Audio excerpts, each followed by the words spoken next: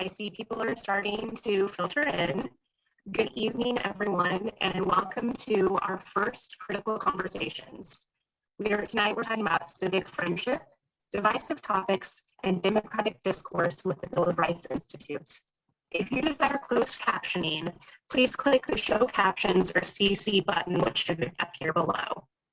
My name is Rachel Johnson, and I'm a part of the public programs team here at Crystal Bridges. To begin, I'd like to state our Indigenous peoples acknowledgement.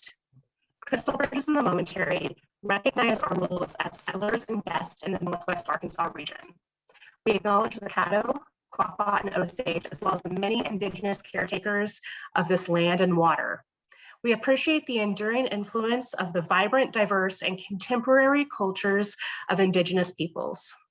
We are conscious in the role in colonization that museums have played, and as cultural institutions, we have a responsibility to engage in dismantling of historic and systemic invisibility of Indigenous peoples, past, present, and future. We choose to intentionally hold ourselves accountable to appropriate conversation, representation, connection, and education to facilitate a space of measurable change.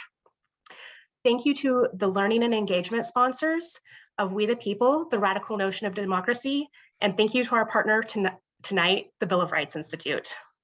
I'm pleased to introduce our panelists. Our moderator, David Bobb, President of the Bill of Rights Institute, Danielle Allen, James Bryant Conant University Professor, Harvard University, Ashley Berner, Director, Institute for Education Policy at Johns Hopkins University, and Jessica Culver, teacher at Ozark High School in Ozark, Arkansas. We will be keeping an eye on the Q&A tab below, so drop any questions you have in there and we will see them. And with that, I am going to hand it over to David Bobb. Well, thank you, Rachel, and thank you to the Crystal Bridges Museum. We are delighted to be able to have this conversation tonight, and we very much look forward to it being a conversation. I'm joined by three distinguished panelists. You've heard their briefest of bios. I want to say just a couple of things about each individual, and then we'll jump in. I'll be moderating tonight, but we look forward, for those of you who are joining us, for your questions to help drive this conversation. The common thread, I would say, between those of us today who are sharing this Zoom screen is a real regard for what our fellow citizens think, for what they believe, for what they feel. I was struck in reading and rereading some of the things that each of you three who are joining me tonight have written, that you have a love for students. That comes out if only you know each of you a little bit, and I've had the pleasure of coming to know each of you. Jessica Culver is in her 16th year teaching at Ozark High School in Ozark, Arkansas.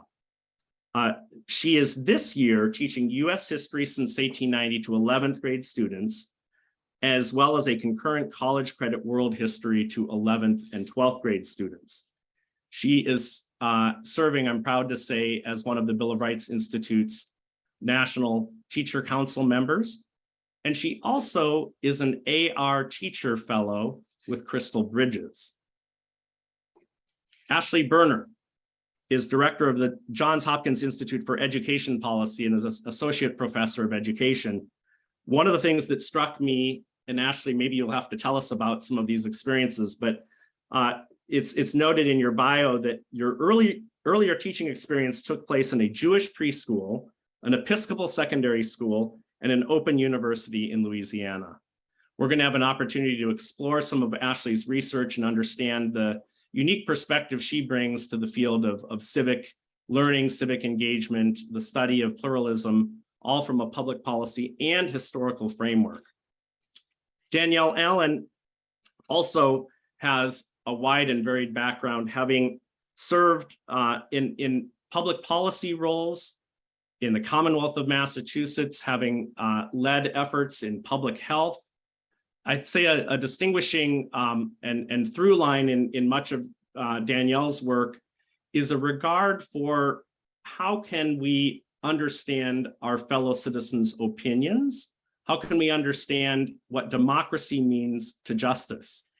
One of the books that I've appreciated that of the 10 or so that Danielle has written explores our declaration, and it's a reflection on equality. I'd recommend it to everyone. We're going to have a chance over the course of this conversation to understand more about what animates Danielle's not only scholarship, but regard for being involved as a practitioner in the civic education field. Jessica, I'd like to start with you. We are embarking on this conversation. We know that a lot of discussions about pluralism, about civic engagement these days begins with a kind of parade of horribles.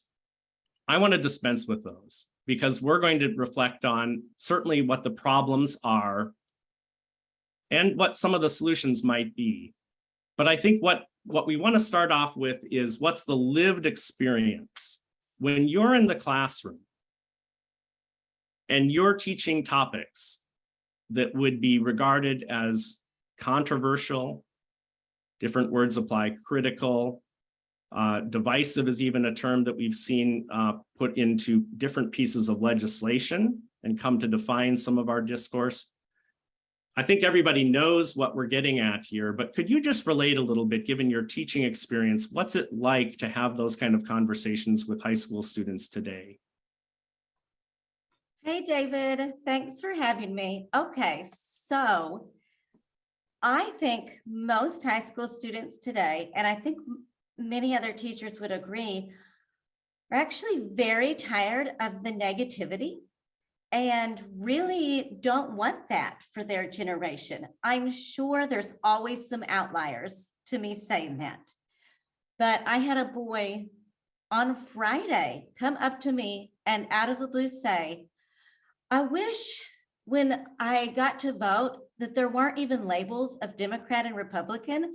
I wish there were just the people on there. And I am finding that more and more with students, that they don't want to be part of the toxicity or the negativity.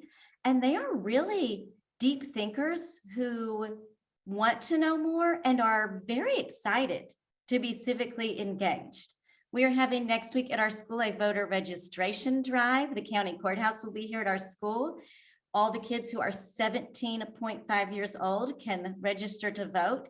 And today on the bus to and from Crystal Bridges, because that's where we were today, these students were asking me, when's the voter registration drive? What's going to be on the ballot? Who is it running for governor? What is this topic? So I think it would be accurate to say a lot of adults are very divisive and negative right now, but I find the students very empowering and very positive.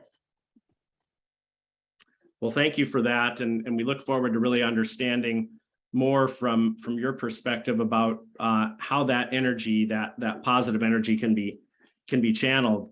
Ashley, you've written a lot in your research about the U.S. and the U.S. qua what's happening in the United States, but also you've helped contextualize what's happening here in the United States from an international perspective. And one distinction that I found particularly interesting is in your writings is that there's a difference between exposure to these ideas that can sometimes turn or take on a more divisive character. There's a difference between exposure to those ideas and indoctrination. Could you just tell us a little bit about your perspective and what that research means for the framing of the problem? Again, we're trying to here in the early stages here, try to kind of frame up the problem in a way that makes sense. Well, sure. First of all, thank you for inviting me. This is a real honor and a joy. And yes, I did teach at a Jewish preschool. So Shana Tova to all who are celebrating Rosh Hashanah today. What an encouraging way to start to hear from, Jessica about the kids and how engaged they are and want to be. That has been my experience as well in the classroom and with young people. And comparing and contrasting our system with that of most democracies, we do have to talk about the adults, because the interesting thing is many democracies actually manage viewpoint diversity quite differently from the very beginning than we do. They take viewpoint diversity so seriously that they fund all different kinds of schools that have very different viewpoints. So from the design, the structure of education is pluralistic. They'll fund Jewish schools or secular schools or socialist schools to honor parents' beliefs. At the same time, and this is the critical point, most of them require common content that is shared across those different types of schools. Now, what this does is when we open the door and look at the common content, it includes viewpoint diversity by design. So as one example, and we can unpack more, most of the OECD countries require comparative religion and ethics throughout K-12. And they do this while funding religious or adamantly secular schools. Their point is to raise the next generation of citizens. We have to be able to know what people think and believe and to be able to hold that in tandem with what we may believe or come to believe or think. So, in France or the UK or Sweden or the Netherlands or Indonesia, for example, you maybe go to a Catholic school, but you have to know what Hindus believe. You have to, that's just one tiny example of the way that controversial topics here might not be construed as such because of the structure and the content of pluralistic democracies. Thank you. That's so interesting. I think that's a great touchstone and starting point that can help frame it. Danielle, I'd like your perspective too, please. You wear two hats. One is a leading social scientist who knows the literature about what works and what doesn't, and also a practitioner in the sense that you have founded the Democratic Knowledge Project, which is blazing new trails. Could you just speak a little bit to this framing of the problem? What is most acute, and how do you think we should understand it in a way that allows for a path forward? Sure. No, thank you so much, David. And it is good to be here, as Ashley and Jessica said, and also great to start with thinking about the students, because that is why we're here. And as you said, and at the end of the day, I think this is a challenging moment in education and civic education, but I always just take real encouragement from how big the community of educators and parents and scholars is that want to figure out how to help our kids have a healthy sense of civic engagement and participation and their own relationship to that role. So we're a big community and we do have lots of different perspectives, but it's always a good thing to be able to work together. I think as we think about this, it's important to really separate between two categories of challenge. There are those challenges that really relate to current issues where existing political parties are taking very differently defined sides. And then there are the challenges that relate to the history of our country and the hard histories of race and racism, for example. And I think it's worth putting those into two different buckets because I think the challenges with them really come from different places. And so some of the lessons for how to teach our kids well and with support for viewpoint diversity and the like, they look a little different, I think, for each of them. So on the first, where we have real issue polarization about current issues, I think it really is important to name that upfront and to hold space for the fact that the best case is one in which a range of opinions come into the conversation. And we start by listening for understanding. So in other words, we don't actually immediately jump to respond. Our first job as a learner is to say back to somebody else what we think they said.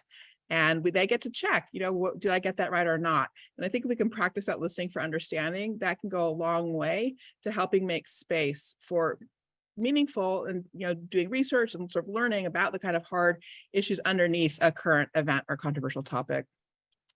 On the second subject, the hard history subject, that's, it's a super interesting one. And here, I actually think the thing that is most challenging is one we don't say out loud often enough. When I was a kid in school, I used to ask my teachers all the time, well, what was like for enslaved people? What was life like for them? My teachers would say, Danielle, we can't tell you. We don't know. There wasn't enough written material. We just can't answer that. And we've all lived through this incredible thing in the last 50 years where scholarship has actually found vast amounts of material in national archives, even things like military records and things like that, written documents from people who were enslaved and found their way to freedom. So we actually have a historical record now. We can answer the question of a kid like me. That is a huge achievement for the country, and we should celebrate that achievement. Now, why did I bring my young self into this? The reason I did is because the truth is kids know all kinds of things before they get to school. And they're going to bring their questions in. And it's not like my questions started at this age or that age or another. So kids will bring the questions in when they have them. And kids know different things. And I think that's one of the hardest things. So there are kids who already know a lot about the history of enslavement in our country. They know that from kindergarten. There's no way they're not going to know it from kindergarten. And there's other kids who don't know so much. So as we build our curriculum and we build K through 12, but with a big focus on grade 5 and grade 8, we actually try to help teachers start by figuring out what kids already know and also what they think they know. Where do they have myths? So we've designed a lesson that's really about, what do you think you know about this hard topic? Let's just get that all on the table first so we can actually understand our starting point. And I think just that focus on, what do kids already know? Like, let's figure that out. And then we can work from there is a really important way to sort of resituate how we're all approaching these issues. Thank you for that. I think, one of those moments for me with my own then 8-year-old was the question, was Abraham Lincoln a better president than George Washington because Lincoln never held any persons in an enslaved status? That kind of question, your kind of question that you asked, has to be centered, I think, right? Teachers call it inquiry. And I think citizens do well to reflect on what putting those questions at the heart of our enterprise really mean. Jessica, I want to continue in this same vein because one of the things that I've heard from teenagers that have been part of Bill of Rights Institute programs, and I think there's some mounting evidence that this might not just be anecdotal, is that they're concerned sometimes to take up these questions, even though you pointed to that kind of infectious energy that they have. Hey, let's get beyond some of the received stuff and, binaries and polarization and try to bust through that. I think that youthful energy is very much there, but sometimes they're worried, if I disagree with my friends, with my peers, can I still keep the friendship? Is that a concern that you're seeing, or how do you kind of navigate these things when you're talking to kids about, and maybe we continue with what Danielle, I think, has helpfully suggested, this kind of two-part division of things in controversial issues of the moment, kind of current events, and then hard history. Well, first, I love that Danielle said, when someone tells you something, you don't immediately respond, you listen. And so I think, as Danielle put into words what I try very hard to model, and I must say it's okay to fail sometimes and to learn. And I think teachers need to hear that it's a learning process for all of us, and to keep learning. And it's okay if some days didn't go so well, just get back and do it again tomorrow. And I think the key for showing students how to have different viewpoints, but to still get along, is to model that and show them real world examples of that. So a few years ago, an example of how I might try to do that, Justice Antonin Scalia came to our area of Arkansas, and one of my students won a contest to spend the day with him, and she was able to do that. And then I took all of my students to hear him talk. And before going and after coming back, we learned a lot about Ruth Bader Ginsburg, and then went and listened to Justice Scalia. And we really focused as a class, after listening to him, how do these two people who could not be more different manage to still be such good friends? And those are models I try to bring into my classroom. And so I think it starts with giving students real world examples they can cling on to. And I think that's a huge key. I also think a big key is, as a teacher, to help your students navigate this, is to ask for help and to get involved with organizations that can help you through this rocky path of, how do I handle this? Reach out and ask for help from the Bill of Rights Institute, from the National Constitution Center. Get guest speakers from your community. Go get BRI YouTube videos to help you and your students through it. So first, to answer your question, give students real world examples that they can grasp and see and understand. And secondly, as a teacher, ask for help.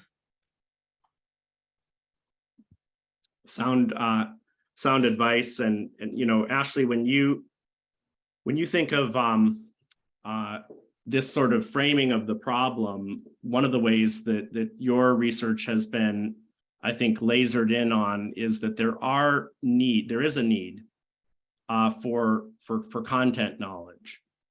And sometimes we can launch too quickly into, and this is something that kind of confused me when I first joined in the work of civic engagement, that it seems like sometimes we're making a negative statement about teenagers. Oh, they're ignorant.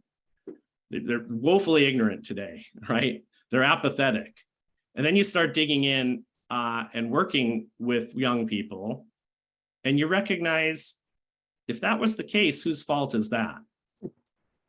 And you start wondering, maybe we need to do a better job. But your research has pointed to some of the important things related to content knowledge. Could you just tell us a little bit about the kind of domain mapping you've done and what that means for young people and for educators in particular?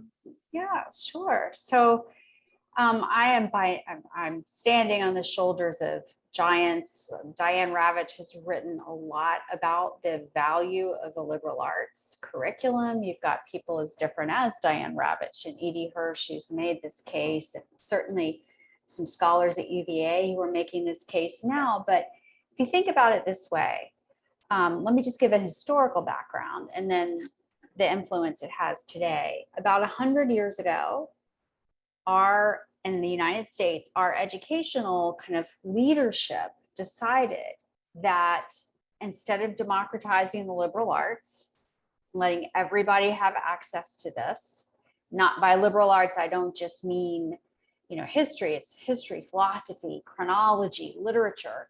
Of course, we know the liberal arts tradition needs to be updated and inclusive, and there are curriculum providers who are doing that, I'm happy to say. But our leadership made a decision that instead of continuing to democratize access to rich bodies of knowledge, we would focus on skills instead of content knowledge. So in the main, for 100 years, our country has focused on things like the skill of learning how to learn. We're not going to make you learn something in particular. We're going to teach you how to learn. Well, that's fine if you have parents who have the time and the resources to take you to museums, to talk about geography. But if you are a first generation child who maybe parents don't even speak English yet, your chance of having access to that kind of content has to come from school. So again, I get back to how many democracies handle viewpoint diversity. Part of it is through a coherent curriculum that just builds knowledge year on year, not just 1 year of civics, but year on year. And this is a huge issue no matter where we go in our country, that we have uneven access to content knowledge. And some of the best studies of civic capacities acknowledges that kids come in with different bodies of knowledge. And that's a fundamental job of our school systems to build that up for young people and make that an equal starting place. So again, this starts with adults. A lot, we need to be able to do what BRI is doing, what the National Constitution Center, giving resources to teachers so that they have the content knowledge and the confidence to share that. But I will say one more thing. It isn't just a matter of the content knowledge that has to be used and engaged with, right? So this is another area where teachers in particular need systemic support. Not only in the PD about content, but in the freedom to actually engage those discussions. We work with a lot of school systems where teachers are afraid that if they lead courageous conversations, as a matter of course, there's going to be some negative consequence. This is not new. Of course, it's elevated now, but this is not new. We have the scant research that we have on kind of courageous conversations and deliberation in the classroom shows that it happens in fewer than 5% of American classrooms. This is nothing new. It is very rare. And this too is something that we can and should address. I'll just give one more international perspective. Many democracies do field something called the International Civics and Citizenship Education Survey every couple of years. And they ask particular questions that you all have been mentioning, Jessica, you in particular, about can students express their opinions in class, even if it's the minority opinion? Are teachers presenting multiple viewpoints? Well, our country hasn't participated in that civic study since 1999. I will say that our institute has taken some of those questions and built it into our school culture survey, because it is so important to get a feel for how widespread deliberation is and giving teachers the courage to engage in that. Well, thank you for that. I want to continue in that same vein. I know, Danielle, you've thought a lot about, kind of the state of civics, not only from that practitioner perspective as the founder of the Democratic Knowledge Project, but you also have a great deal of familiarity with the growing body, thankfully it is growing, of research. What, as we kind of wrap up the defining of this problem, what can we say, building on what Ashley just laid out? Are there other things that we can say that have been researched that give us concrete, workable kind of go forward plans regarding the teaching of divisive concepts? Sure, thank you. I think there are a few things. There has been really good work, for example, by Diana Hess, who's really studied the question of how teachers can facilitate and scaffold conversations for learners. And I would really recommend her work to people. And that's the really important thing. And I think Jessica said this too. There are things to learn to do this in ways that give students the space, encourage people to learn about mutual respect for one another, really get people to separate thinking about the content from any kind of ad hominem things, and learn that it's not about the person, it's not about personalizing the issue, it's about the content. And I think Ashley's point has also been supported, that the content is really important, really putting that in the center of things, because when students and learners can realize that one of their jobs is to master a body of content and then to support each other in mastering that content, that's also really beneficial to pulling conversation away from sort of personalized attacks and things like that. So those things actually work together. Another thing I would say is that there is also good research on reciprocity, exactly how it is that you can help learners communicate to each other that they have each other's good in mind and good at stake. And I think that's a really important disposition to work on cultivating in the classroom. I've been spelling out, some of its aspects with the sort of listening to understand component and mutual respect and so forth.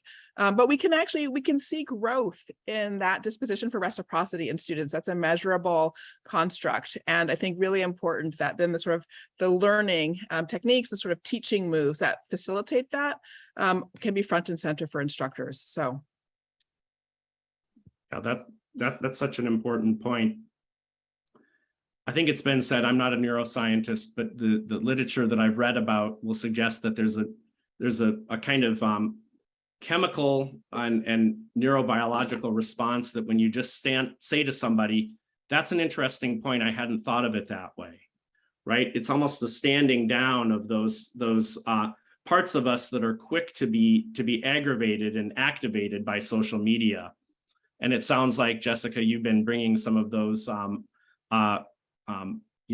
learnings really from kind of the reciprocity into your classroom. So I think what I take away from this, our sort of first section, we've looked at the idea of divisive concepts, which sometimes from the media treatment, you might wonder, and even the way that many of our legislators are treating this, that such things should be expunged. That is not our starting point here. We, in fact, are saying that though divisive may sound like it should be avoided at all costs, there is a way in which to do civic engagement, to do civic learning well. You must address these in both of their dimensions. As Danielle said, there's a dimension in which we're talking about the things that are happening today. You're talking about the things that have happened in the past. And rather than running from them and saying, we don't know anything about that, we must go back to our anodyne charts and graphs or whatever it might be that you can find a refuge. You embrace the opportunity. Ashley, please jump in. Oh, thank you. Just two quick things. First, I think it's, I'm like, I love history. I'm a social studies geek. That's my degree and all that. But it also applies to literature. And, almost any course can be, there's actually a program called Debate Across the Curriculum about how to engage every single class. And in some sense, that can create some lower stakes opportunities for kids to express themselves and so forth. The other thing in what you just said reminded me that we really need to support our school administrators and school boards who really play a role there. So just as two quick examples, Miami-Dade Public Schools has a school board statement about viewpoint diversity and difficult conversations, that this is going to be the norm in this school district. We're going to take that seriously, and parents, you should know that this is going to happen and it's okay. We have a pedagogical reason for this. There was another wonderful private school, actually, McDonough School in Baltimore, that has on its one of its statements is, we're going to have your kids may be uncomfortable sometimes. Right. This is really important for democratic formation. So there is a leadership component here that can help our teachers feel, and parents need some reassurance too, I think.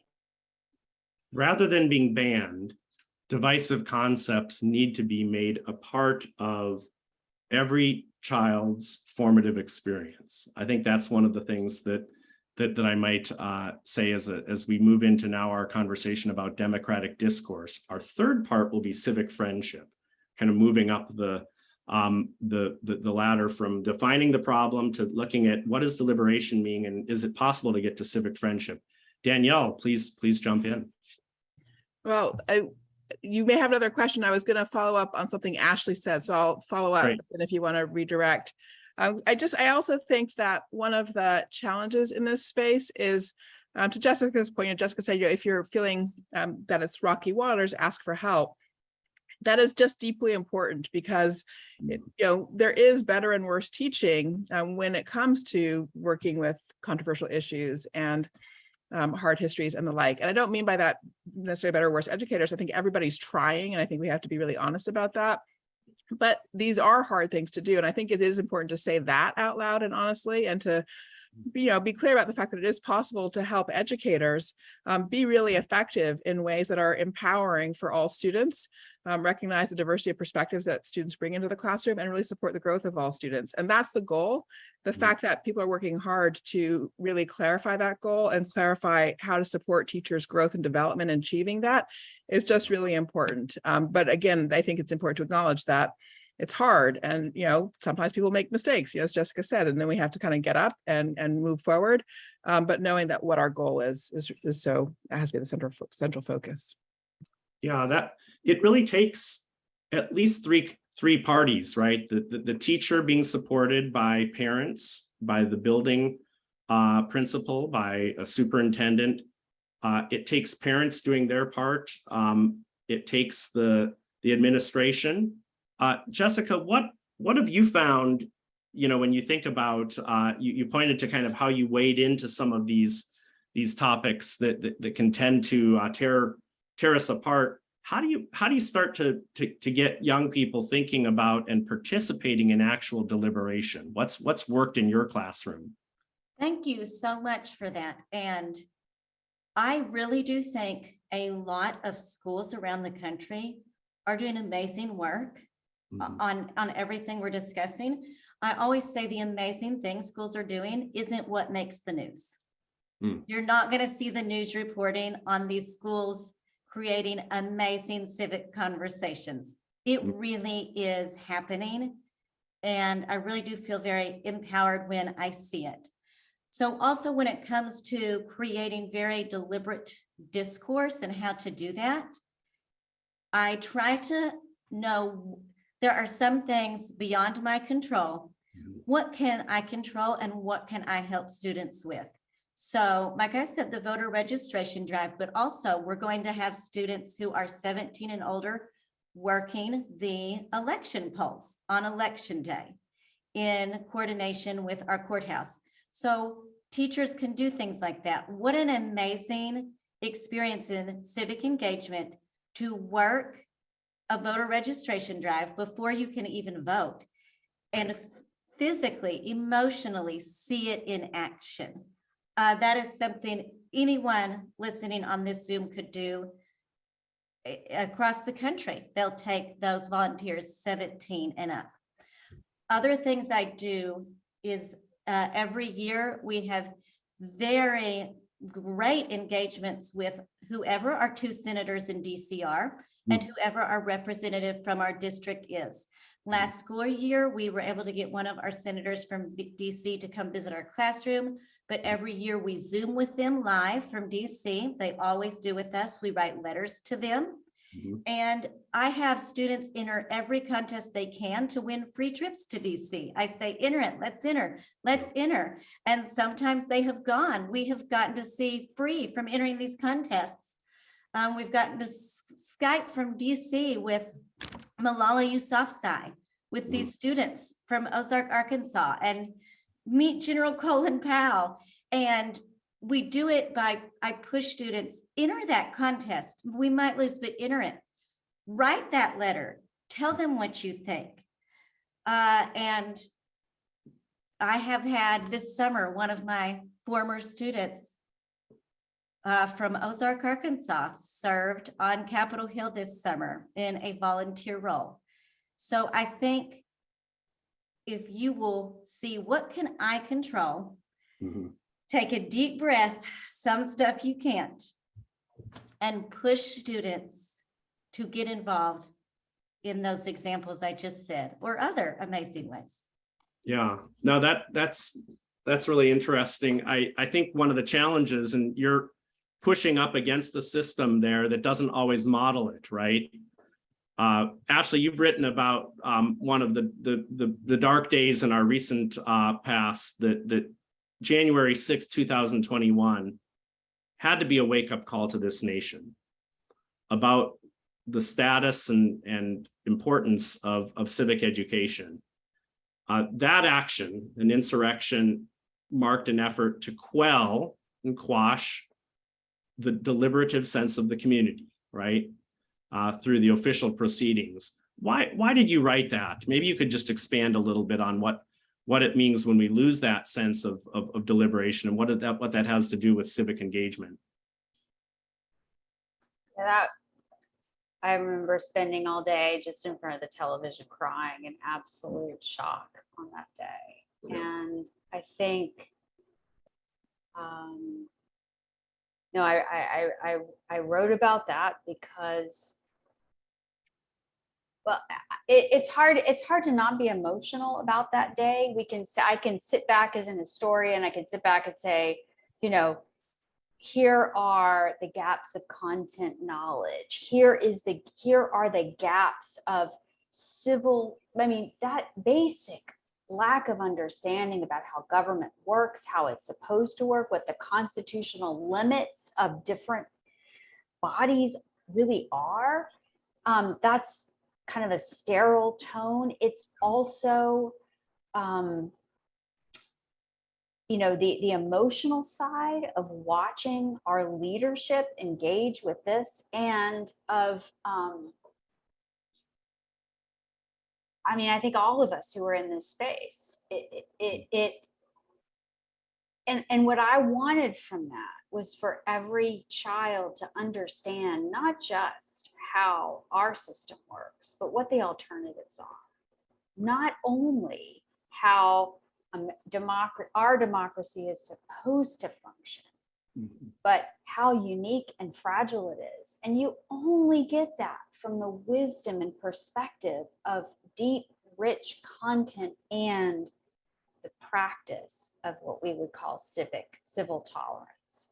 And it's that lack, and I go, Bill Galston has written a lot. He's a political commentator and also is an incredible political scientist, written about how learned these behaviors are. We adults, we started with the adults, and I'm going to continue with the adults. We don't model this. So for me, it was an emotional day of it's all come back to roost. We haven't taught the content. We haven't given kids the practice. The adults are not modeling civic tolerance. How do we come back from this? So I have hope that we can. We have to. That's what gets us up in the mornings. But that was, I hope, a wake-up call. And I think it has been. Thank you. Danielle, you've reflected on the relationship between democracy and justice. You wrote a book, as I mentioned, on the Declaration of Independence. What can we learn today, from the idea? Sometimes the Constitution is used as a cudgel, with the idea that if properly followed by one party or another, it would eliminate all disagreement because that one party would be have captured everything. Right. And as we have more and more negative polarization, that idea of eliminating the opposition, as opposed to seeing the Constitution, and I don't know if you agree with this or not, but I lately have been thinking about it as the Constitution as a means for managing disagreement, not eliminating it. Yep. Could you just say a little bit and help us anchor, in the Declaration and the Constitution as we're thinking about what deliberation should look like? Absolutely. I think you said it right at the start when you made the comment about respect for the opinions of the American people. Mhm. Bringing that to civic education, I do think is sort of job number one. Mhm. And the Declaration and the Constitution start there. They bring respect for the opinions of the American people. It's clear the language, right? The Declaration says to us, legitimate government depends on the consent of the governed, and in the important self-evident truth sentence, whenever any government is not fulfilling the ends of securing these rights that have been enumerated, it's the right of the people to alter or to abolish it and to institute new government, laying the foundation on such principle and organizing the power in such form as to them shall seem most likely to affect their safety and happiness. It is a profound statement of faith in the capacity of ordinary people to survey their circumstances and chart a better course. The Constitution is the same. The preamble communicates that again, the fact that it has the power of amendment in it. There's a lot of wisdom in both documents, and there's a lot of to learn from them. So it's not sort of a question of throwing them to the side or anything like that. But nonetheless, they both express this profound faith in the American people. And so I basically think of civic education as having the mission to support and make good on that faith. So given that faith in us, well, we need to equip ourselves to handle that responsibility. And that is, it's what the conversation has been about here. It's about mastering the knowledge that you need in order to have judicious deliberation, but it's also about mastering those commitments. I call it civic friendship, Ashley, what you talk about. But again, that comes back to that reciprocity, that mutual respect and so forth. And at the end of the day, democracy, we have it precisely because human beings disagree, right? If there could be a single answer that dropped from the sky, and that'd be so much easier, but we don't. And therefore, the best solution to the challenge of disagreement is self-government, the fact that we can all contribute and participate together. And George Washington, in many ways, he gave us so many important lessons. One of them was, every time you see a question where people are absolutely pitted against each other, what that really means is that neither side has the right answer, and everybody should stand down and make some space for some fresh thinking. And I think if we can bring that spirit to these, contentious current events and the like, it would really help us all a lot. Ashley, could I ask you to just comment on how do we bring that spirit back? You've thought a lot about pluralism and what pluralism teaches us. How do we find and seek truth together, given that we're a plural people, and yet recognize that nobody's going to have a lock on truth claims? Yeah, what you're talking about is something that Heston McAvoy mentioned a lot, which is the intellectual humility. That we don't always, it's a disposition. We don't always know. We might be wrong. Right. And learning how to live with our our fallacious sense of what's right, learning how to feel comfortable in our own skin, of changing our minds about something and letting others change our minds. Again, that's learned.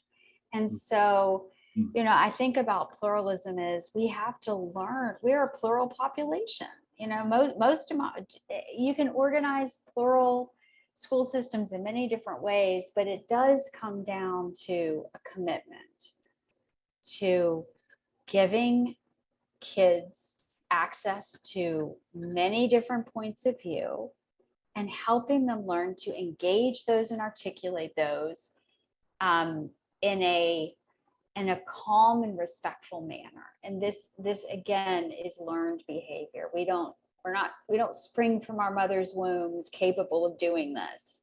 We have to have teachers who can help us learn this.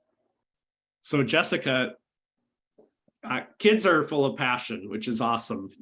We love it. You spoke first off of that energy that they bring, a positive energy. You characterized it as. Ashley just pointed to the need for a certain calm, a certain reasonableness, a certain deliberation requires that habit formation. How do you do that? You've pointed to a few different ways, but when you're faced with a contentious topic, and the kids are ready to get out of their seats and really go at it, how do you ask them to stand down and still maintain that kind of passion that's necessary for great activity, for great skills building? Well, first you can just cross your fingers that the bell's about to ring. but besides doing that, I think I'm sure sometimes it's going to get to that point where it's just so contentious. I think that's very rare if you model how not to get to that point. And it's still going to happen sometimes. Right. So I think the answer is to just continuously model so that it does not get to that point. And I also think it's important to bring a lot of other voices into the classroom besides just mine. And we don't have to think big here. I mean, talk to your Rotary. They love to come talk to someone in your community who was in the Peace Corps. We've asked a policeman to come into our classroom, a local banker, the public librarian, a business owner. These are all people I've asked into my classroom. And you might think, well, those are all just people within your community. How is that helping this civil discourse? How is that helping to not get to that breaking point? Because it's allowing students to ever so slowly hear from someone that's not just their teacher and not just their classmates. And whether it is a college recruiter from the local community college, or a recent graduate to come back and talk about what they've done in life, I think building those community connections with a lot of different voices is a great starting point to not get to there. Yeah. And it still might happen sometimes. And I don't know if any of us have a great answer for that. But I think stopping the problem begins by front loading with those connections. Danielle, Aristotle, on whom you've written and drawn a lot on in your own academic work, has suggested that part of the art of politics is the building of friendship. Friendship is a category that's not very well understood sometimes in our own time today. Could you just give us a little bit of a sense of what you mean by civic friendship and what you think it might suggest for us today as a way out of our some of the problems that we've talked about tonight? Absolutely. I mean, I think this is where it is so important that work be done on relationships in classrooms. And to Jessica's point, I mean, how do you head the explosions off at the pass? Because you've been laying the groundwork all the way through on lots of easy subjects before you get to the really hard subjects. Or you hope, that January 6th happens in January, not September 10th, because think about what happened September 11th, right? I mean, that was very hard at the beginning of the year before the classrooms had a chance to build relationships and the like. So basically, at the end of the day, I mean, Aristotle makes this really subtle but important point. Friendship consists of two different things. There are the emotions we feel about our friends, but then there are also the habits we use for interacting with them.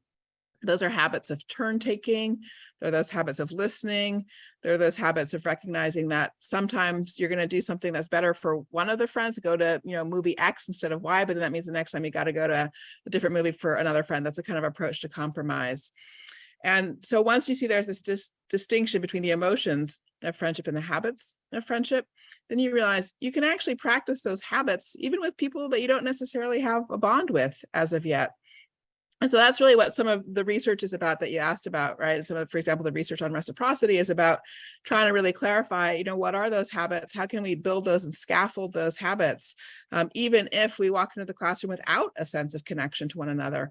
Now, the beautiful thing about friendship is that once you start using those habits of friendship, even if you don't necessarily feel that connection, why you find that your relationship is improving, and eventually you actually start to feel positive that you've got a positive relationship there. So it's sort of a virtuous cycle that reinforces itself, but the really important thing is that you don't need a friendly feeling in order to get started on the work of friendship. And that's why it really is something that we can, teach and learn about, and educators can do a lot to establish that as the norm in the classroom. Ashley, please jump in. Oh, yeah. So when I was teaching in secondary school, I was teaching comparative religion and ethics. And, my students wanted to jump right to the hot button topics. What about abortion? What about euthanasia? What about this? And I was, no. We're going to slow down. We're going to actually get to know Jeremy Bentham, utilitarian perspective. We're going to read Karl Marx and Karl Marx's perspective. We're going to read, Orthodox Judaism. We're going to have the rabbi come in and talk about this. So kind of filling the kids' understanding with how different kinds of people would even enter a discussion about bioethics. And so by the time we got to the actual tough issues, we were able to create some distance and say, okay, well, we're going to talk about euthanasia. What's the first kind of framework that a Marxist would bring to that, and kind of help the kids create some distance. So it wasn't just their own slogan slinging and personal opinions, but then they could, of course, in the background, they're all forming their own ideas and thoughts, and then they have opportunities to talk about that. But it gives them, it's almost like it's not the same as debate, but it's requiring the content knowledge and giving them many different views into the same question. So that's another strategy that I found works, or can be very helpful. Yeah, that's so helpful. Thank you, Ashley. I really think there's a possibility here for something, a kind of new way for many Americans to start thinking about this problem. We've heard a lot of terminology thrown around in the last month or two even that is very, very scary. Cold civil war. You look at some of the public opinion survey work that's been done about how many people think that we're headed in that direction. The good news, I think, and here as we enter kind of our conversation about civic friendship, we've talked about the problem, we've talked about deliberation, we're talking about civic friendship. Whatever you who have been listening would like to talk about, we'd like to address your questions, your thoughts. Please put them in the question and answer section. We're thankful for your joining us this evening. And one of the questions that's been posed by one of our audience members is for you, Jessica, and it has to do with: do you get any pushback from the parents? Yeah, of course. And I'm sure Ashley and Danielle is at a university. I'm sure we've all had that. I first have to remember, I'm a parent. As a parent, that's a very personal thing, your child's education. And so I do have to remember when that happens, like Danielle said, I'm supposed to be the listener in that situation. And I also try to remember that as a parent, it's a very emotional thing. And so I do think when parents have concerns, yes, it happens, and there's not always the right answer. Of course, I always, when that happens, try in a professional way to get admin involved in a positive way. And of course, meet with parent, me, admin. And the goal is to work out a solution, and rather than who's right in this instance. Yeah, we've seen some, I think, gross miscalculations of where the parent teacher kind of relationship should be. For example, in one state recently, there was a 1-800 number set up in which you could drop a dime on a teacher if you felt they were handling this incorrectly. And when I heard about that, what I thought of immediately is, what about going in and seeing the teacher? Right? So sometimes we lose that idea that in the global dynamic in which we're finding ourselves, polarized, divided, that the immediate effort is to score points on social media or chalk it up to something that can be part of these politicized efforts, rather than the hard work of renegotiating the kind of social compact that I believe must exist at the local level. Because what you said just now, Jessica, is, I think, really profound. Let the teachers and parents work through, in ways that we have done throughout so much of our history, what should that right balance be? I don't think, and I'd be interested in anybody else's thoughts on this, I don't think we're going to legislate ourselves out of this challenge that we find ourselves in, but we are going to have to do a lot of hard work at the local level. I agree 100%. And I just want to second what Jessica said. I mean, so, we have civic education curriculum in districts around Massachusetts. And so we do absolutely have parents who want to come in and talk to the teacher about it. And I am just really proud of all of the educators we work with, that they work really hard on listening, just as Jessica said. I mean, that's sort of step number one, is actually hear what the parents' concerns are. And the truth is, in our experience, this has been very beneficial. There's been a lot of positive suggestions and contributions from parents. And we, in fact, advise and adapt our curriculum, to your point, David, about sort of, renegotiating the social contract at a local level based on things we're hearing and learning from families. So it's definitely a partnership activity. And as long as everybody is willing to commit to the quality of the relationship first, then anything is possible, really. You can really work through quite hard things. And, for most of our cases, say 90%, the parents end up thinking, gosh, this teacher's really got it. Now I understand. I didn't understand before, but now I really get it. And then 10%, they don't think that. And then we work on it and try to figure out, well, how could we make adjustments that would be really responsive to what we're hearing as the actual concern here?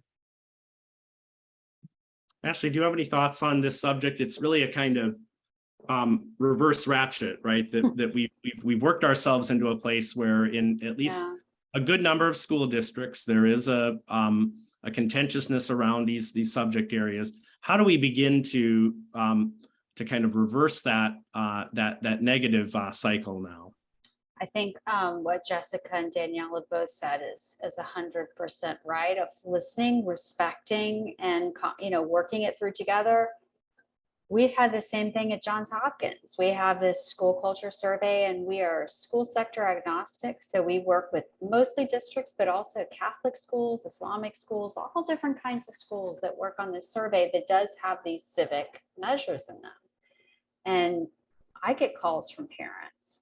I've spent hours at a time on the phone with parents who, because my name as a researcher is on all of our documents, who will call and they're terrified or very angry because they think this survey is coming from a particular viewpoint.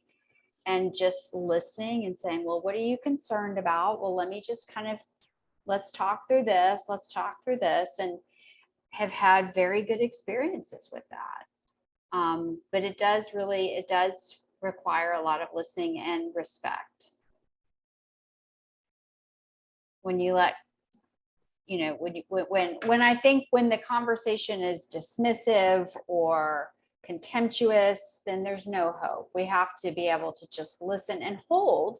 This is what I used to tell them. You have to be able to hold that disagreement. You have to be able to hold someone else's viewpoint carefully. This is their heart, as it were, you know. It's not easy. It's not easy. That's so true. Jessica.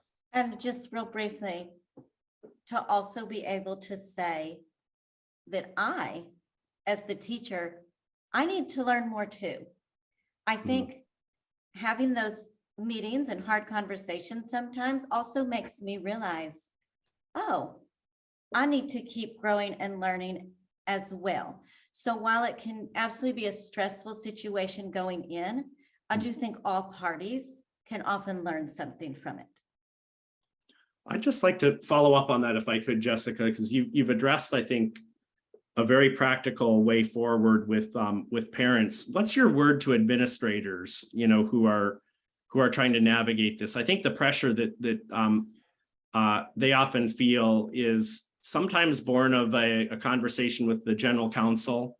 Oh, we may not want to go in that direction because it could lead to a lawsuit. Or so in one case, we survey our teachers at the Bill of Rights Institute, and we got back one story from a teacher who said, after a contentious conversation handled beautifully by the teacher, reached word of the principal then said all future conversations about anything controversial, all handouts and all materials will be approved personally by that principal, right? So there's a kind of skittishness or fear that can creep in. Oh, this is going to be a hassle. It's going to be a problem. I got to tamp it down. What's your advice to administrators that are trying to navigate these waters? Okay, so this may be the one question I don't answer well, because everybody don't hate me. I have an amazing administration. So that is a hurdle I've not had to deal with yet, fingers crossed. So while I have all these other things I've dealt with, I am not just saying this in case they're listening. I am blessed with amazing administration, knock on wood. So I don't have a good answer on that one. Maybe Ashley or Danielle does. That's okay. And Danielle, I know you're signing off. We so appreciate your joining tonight. Are there any final words that you would have for our audience as we think about these issues? Well, David, I just want to thank you for your leadership in opening up the space for this conversation. I think we could all use more conversations like this, where we are explicit about the challenge of teaching challenging topics in the current moment, and take that North Star of our goal for our learners, and then work together on how best to achieve our goals for learners, that they master important content, that they really develop as engaged civic participants with strong sense of self-confidence and with that capacity to build bridges with others and interact with others, you know, norms of mutual respect and reciprocity. So really grateful for the chance, and I apologize for having to sign off. So no, thank you so much for all that you do and the leadership that you provide in this area. And we'll continue. If the audience has any questions, we have a few more minutes. One of the things that I wanted to mention to you all, and a place that I know Danielle, Ashley, and I have found a very rewarding, not just conversation, but place of activity, is the Educating for American Democracy project. EAD for short. If you Google it, you'll see a kind of double helix of civics and history that has been created. There are now some, well, really hundreds of organizations that have signed on to this effort. It is a cross-ideological effort, to say the least, and it's on a diverse array of people who are dedicated to this idea of creating a roadmap in which civics and history can be brought to similar places, but also incorporate some of the tensions. And not just say of the tensions, well, we should try to avoid them, or it's really saying there are certain design challenges that are built into this very effort, this hard effort of talking about civics and history together. And so I'd commend to anyone out there who's interested in wondering, because we did promise optimism at the beginning. There is a path forward. Ashley, I don't know if you'd care to comment. I know you've provided some of your expertise to this to this project on where you think it might go and how it might be relevant. Yeah, so yes, I was privileged to be a senior advisor to the Educating for American Democracy project. That what was so amazing to me is that iCivics, which managed it, and many other partners involved, actually from the very beginning had people from different political beliefs, different agenda, different concerns, all together in a series of conversations to design this. It's not a curriculum, it's a roadmap for how you could design a curriculum based on deliberation, the core themes of American history and so forth. iCivics is designing a curriculum. They're just starting with 1 grade that will have kind of common content and concerns that can be localized. Right. You know, bring in the local picture and different units and so forth. I have a lot of hope for that. There's a lot of energy around it. Yeah, anyone who wants to look at the Educating for American Democracy, you'll be very, very pleased. And I was on the Educating for American Democracy Task Force for teachers. So I seconded that you should all check it out. There's one more thing I want to just mention that has nothing to do with education, but it does have an impact on education. Mhm. And that is that and this is something our legislators can do something about.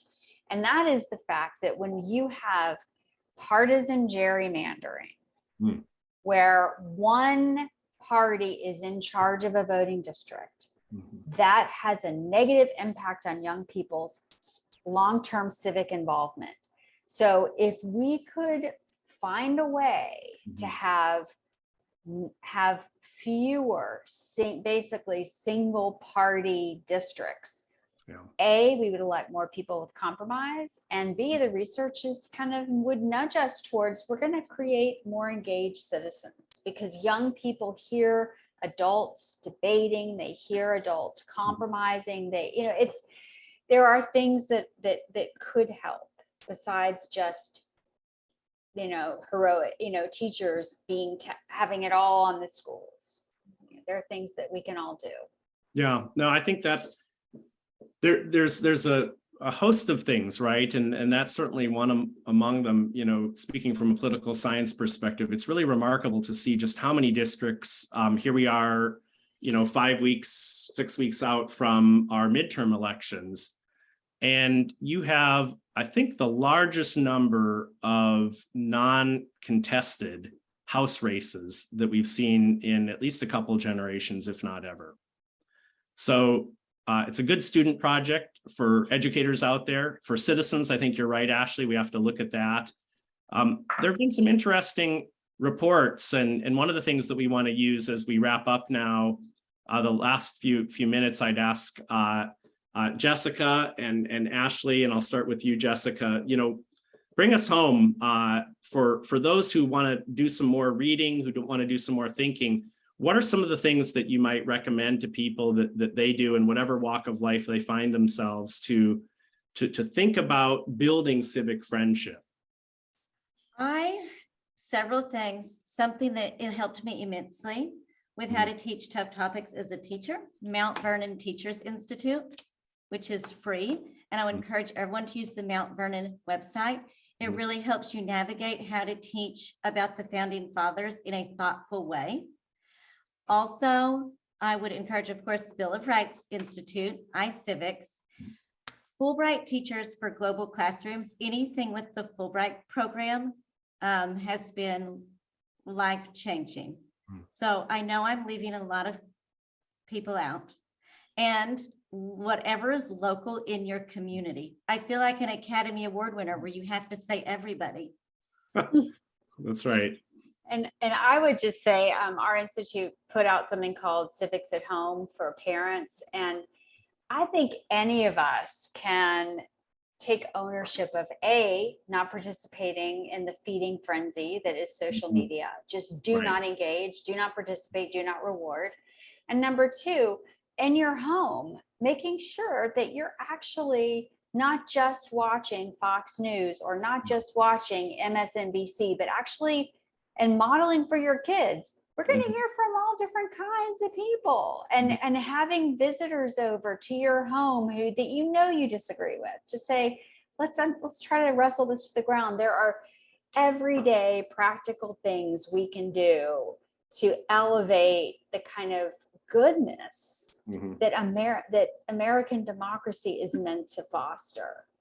That's know. beautiful. I would just second those things and urge everyone, I want to close with real gratitude, Ashley, for the work that you do every day to ennoble our democracy. Your research does it, your writings. I would commend everyone to read what Ashley has written. Jessica, thank you for the hard work you do every day in dedication to your students. I'm here because of a social studies educator who did just what you spoke of, Ashley.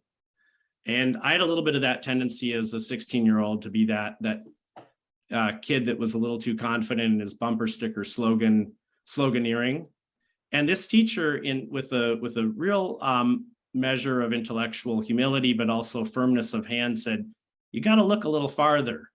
And here's some ideas that are going to challenge you directly."